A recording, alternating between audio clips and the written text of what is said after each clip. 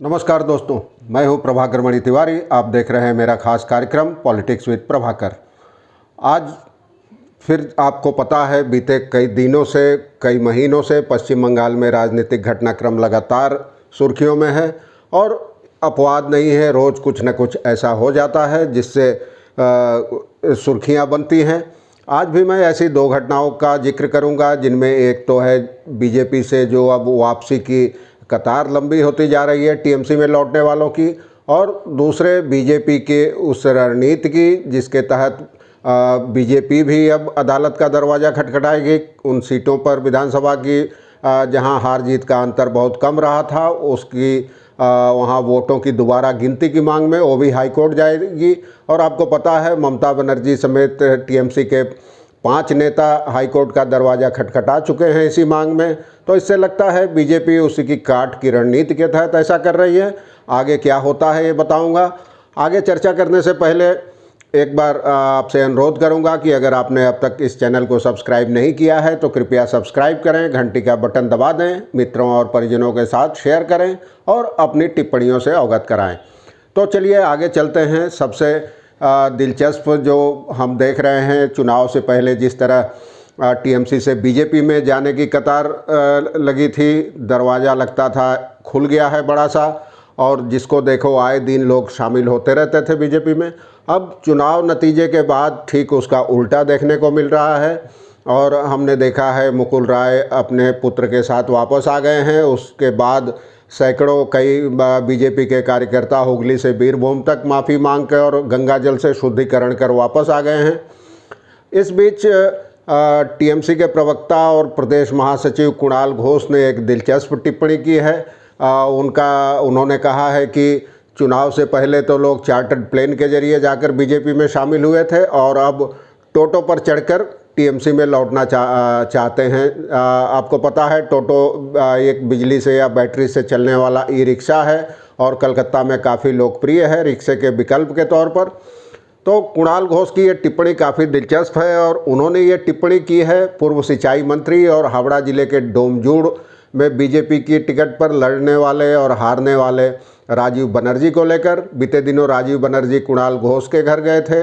मुकुल राय की वापसी के 2 दिन के भीतर ही राजीव बनर्जी ने भी अपनी एक फेसबुक पोस्ट के जरिए बीजेपी की रणनीति की आलोचना की थी और कहा था कि इस महामारी के दौर में और यास तूफान के दौर में निर्वाचित सरकार की आलोचना करने की बजाय हमें मिलकर काम करना चाहिए, ये सही समय नहीं है।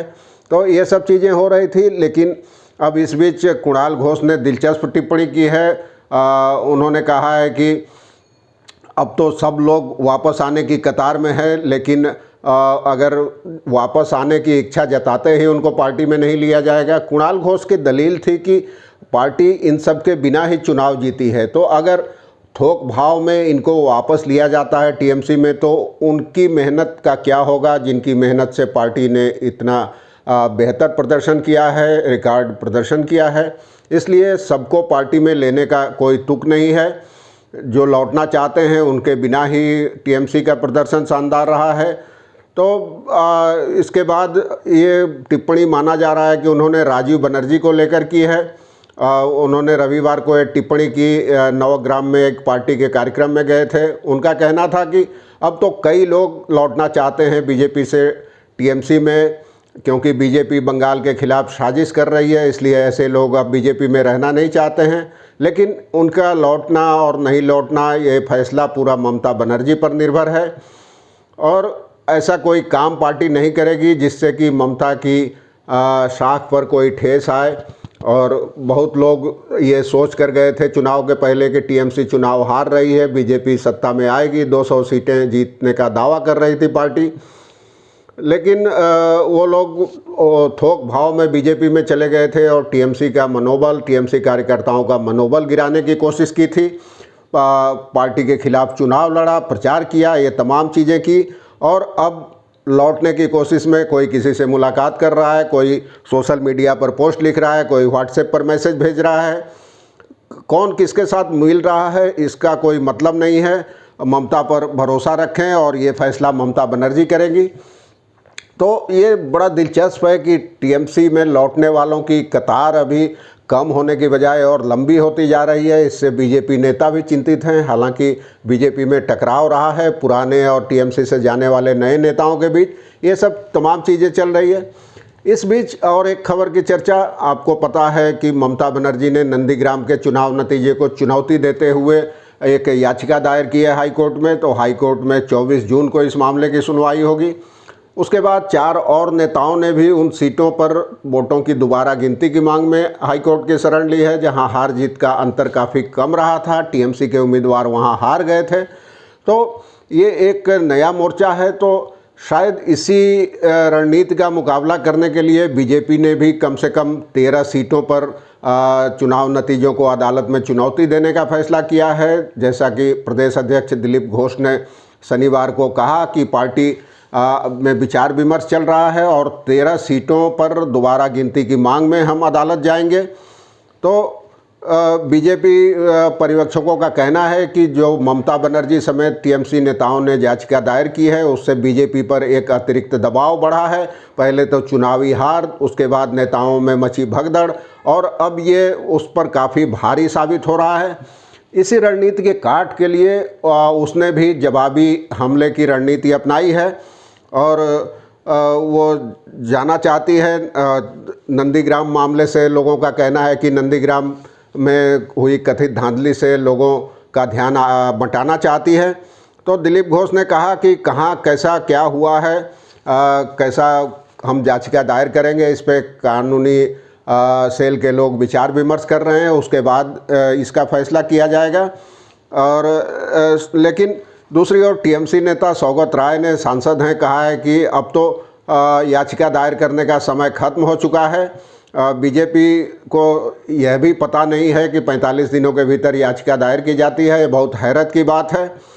पार्टी के एक अन्य नेता कहते हैं कि अब जितना मैं जानता हूं कानून, उसके मुताबिक 45 दिनों के भीतर चुनाव नतीजों के याचिका दायर करनी पड़ती है। वो समय तो अब पार हो गया है। अब नहीं लगता कि अदालत में जाने का समय है। लेकिन राजनीतिक पर्यवेक्षकों का कहना है कि बीजेपी इसमें जीत के लिए अदालत जाने की नहीं सोच रही है। वह तृणमूल को एक झटका देने, उसकी रणनीति की काट के लिए ये सब कर रही है। और बीजेपी के नेताओं का कहना है कि पार्टी के केंद्रीय नेता भूपेंद्र सिंह यादव ने इसकी सलाह दी थी, उसी पर अमल किया जा रहा है।